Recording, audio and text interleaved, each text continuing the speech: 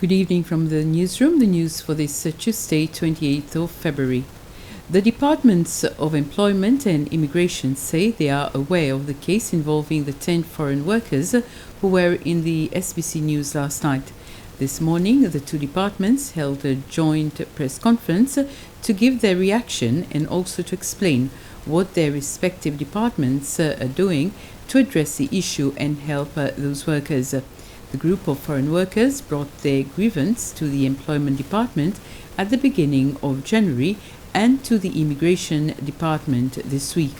They are working for a company called Unicorn Metals, and the director of the company is an Indian national who is currently in India and says he cannot come back to Seychelles because one of his partners in the company is threatening to kill him if he comes back to Seychelles.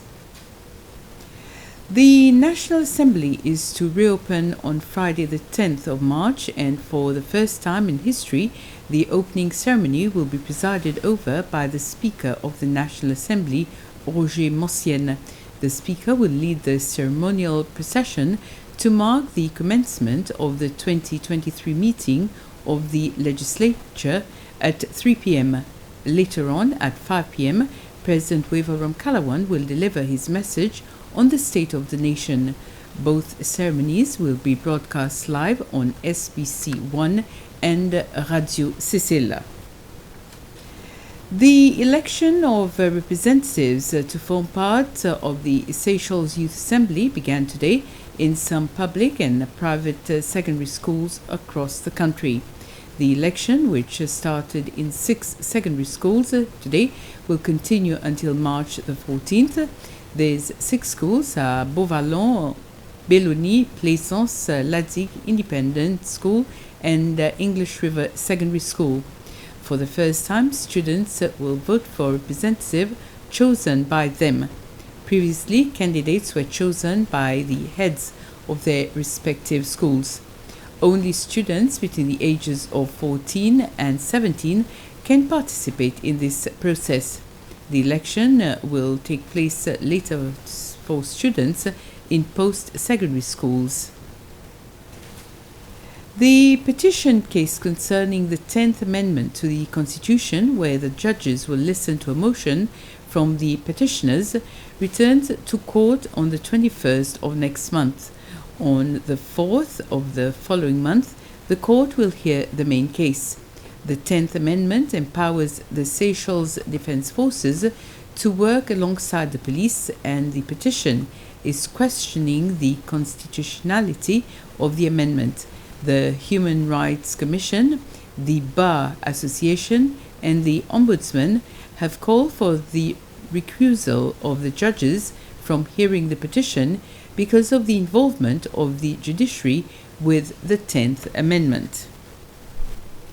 The Seychelles Human Rights Commission has welcomed government's decision to allocate human rights treaties to specific and relevant ministries, departments and agencies. The Commission says this will enable it to effectively monitor the implementation and compliance of human rights treaties.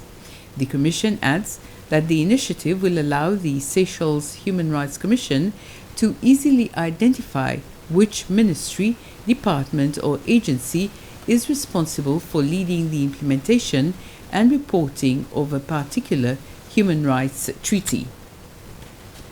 The Trade Department has launched a new system which is expected to help eliminate obstacles to trade in the country. This is through a collaboration with the International Trade Center, the ITC, which will allow Seychelles to make use of its Trade Obstacles Alerts mechanism website. Using the website, the Department of Trade will be able to identify and address obstacles which businesses are struggling against in terms of trade, including barriers which makes it harder for small businesses to operate internationally.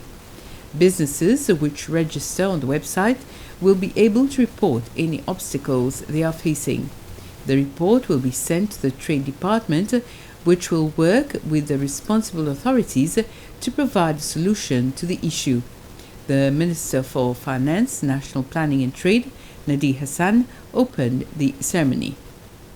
The adoption of this technology, especially post-COVID-19 pandemic, is the way forward, as it serves as a platform for the business community to provide feedback on perceived trade obstacles and the clearance of goods at the borders.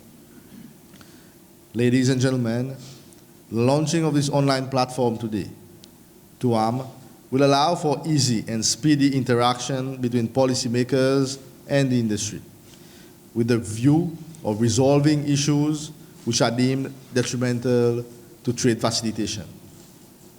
Furthermore, the platform will expedite the exchange of information between economic operators and relevant agencies. The new Vatican ambassador to Seychelles, Bishop Thomas Grissa, says that climate change and drug problems are some areas where the Holy See will be working on with Seychelles.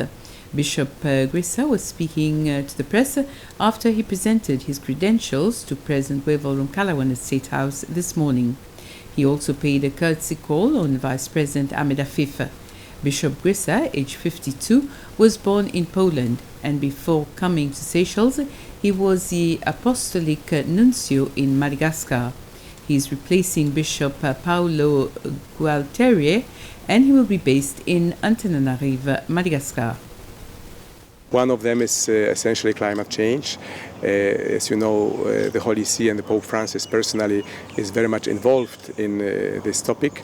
He has written the encyclical letter Laudato Si, in which he explained the importance of our reaction to the climate change, always putting in the center the human person. And the President also agreed that we have to cooperate together in order to prevent the deformation of the island, which is a threat to its very existence. We talked about the deformation of the society, especially because of the drug problem.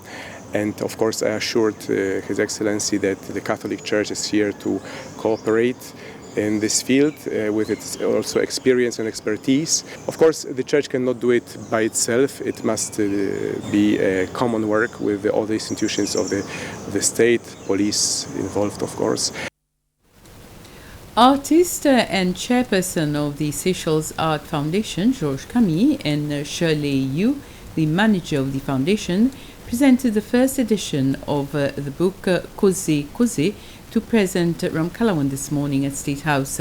Ruth Babe and Julia Zilim in Chapter 4 and Ernie Mathiot and Tony Joubert in Chapter 7 are amongst the 9 chapters in the book. The 244-page book is based on conversations between 18 artists who are very close to in each chapter. The artists are from different categories such as music, dance, poetry, literature, and architecture. There are 500 copies of the book, and 100 copies will be donated to sponsors. The book will be launched in ceremony next Thursday and will be available at the Chinese Pagoda in Kazanana and will cost 325 rupees. And this whole story about Koze Koze is really having conversations between the two. You don't have interview. Okay, it's not like a one-on-one interview. Not like an artist sit there, someone like say, okay, tell me about yourself. No, it's this time it's two friends because they had to sign up as a friend and they know each other for a long time, and they stay back to their childhood, talking about why they wanted to be an artist, what happened, what kind of life-changing moment they decided, okay, I'm going to stay in the sector. So there are a lot of stories that even now, especially young people, can use as a reference, because a lot of people say, okay, being an artist is hard, being full-time artist is even harder. Then there are people who are successful. You can't imagine how many things they have gone through to make it who they are today. I think it's a very educational book to talk about Seychelles being proud as a cultural advocate or a person who works in the cultural sector. More details in the Creole News at 8. Thank you for watching. Have a very pleasant evening.